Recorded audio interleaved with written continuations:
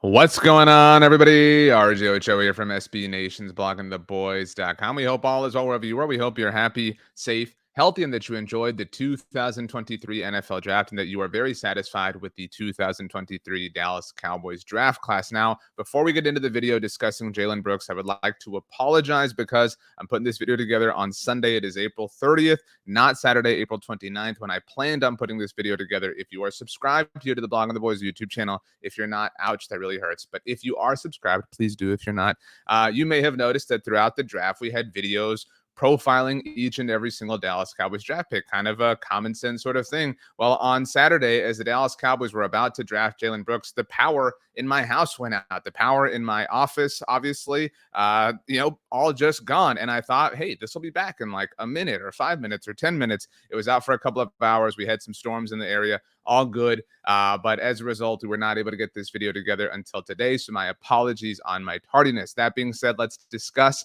the final draft pick that the Dallas Cowboys made in the 2023 NFL draft. They finally got on the board with a wide receiver, and it is, of course, Jalen Brooks out of South Carolina. From Dane Brugler's draft guide, we can obviously learn a lot of things. This is from a variety of places, but he's got strong hands with good ball skills. He's combative once the ball is caught, competitive size and strength, adjusts speed well to stay on target, but he does struggle to outmaneuver coverage. And here's the thing. And I wrote something over at the site at bloggingtheboys.com. It was 3 questions that we still have now about the Cowboys following the draft. And one of them is whether or not the Cowboys must believe in Jalen Tolbert to a degree. And we talked about this during our live shows, but the Cowboys in all likelihood are probably going to carry 6 wide receivers, right? So we can go CeeDee Lamb, Brandon Cooks, Michael Gallup. Obviously, those are our starters here. We've got, at a certain point, you've got to consider Simi Fehoko. You've got to consider Kevontae Turpin. That's 5. I know I'm missing one now off the top of my head. I messed this up badly a few weeks ago already. Whatever the case may be. Let me get the depth chart up here because I'm missing something and I don't want to get this wrong. But the point here is, here we go. I've got our offensive depth chart. We've got Michael Gallup, Simi Fehoko, that's 2. We look a little bit further down. Brandon Cooks, CeeDee Lamb, that's 4. Jalen Tolbert, I forgot Jalen Tolbert. That was the one, of course. So we get to 6 somewhat easily. And we were talking about this during the live show about how the Cowboys were then probably in a tough spot when it came to drafting a receiver. So Jalen Brooks is obviously that person. And look, Jalen figures to be somebody I think that can kind of go up for those 50-50 balls, and the Cowboys don't really have a receiver like that. Michael Gallup can kind of do that.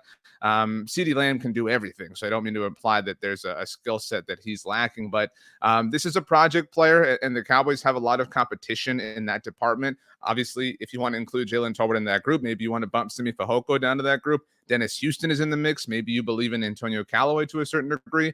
This is a good project pick, and honestly, when you're picking 244th in the 7th round, just a handful of picks before the draft comes to an end, this is really just the highest priority undrafted free agent. We know the Cowboys obviously have signed about 10, 11 players at this point in time. It's kind of a fluid process. So this is getting your guy, because by drafting that player, you are obviously establishing no risk in losing them on the open market in the world of undrafted free agency. And so Jalen Brooks is a name that, we'll be monitoring certainly as training camp rolls on, or, off-season OTAs, things like that, rookie minicamp.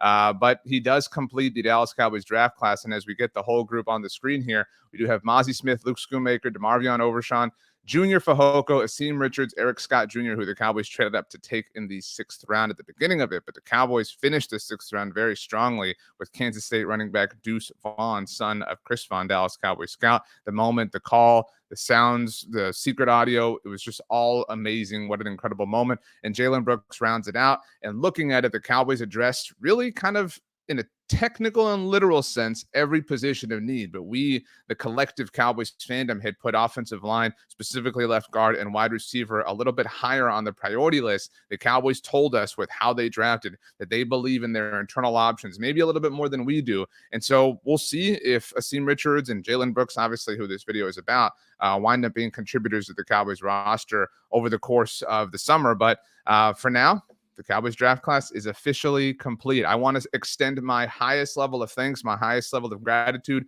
to everybody who hung out with us on the live streams, who watched the videos, who subscribed, whether it was on YouTube or Twitch or Facebook. If you follow us on Twitter or Instagram, if you follow me on Twitter or Instagram or whatever the case may be, this is our job. This is our life, to talk about the Dallas Cowboys and to do so in a way that you find compelling and that you find interesting. And we take that very seriously.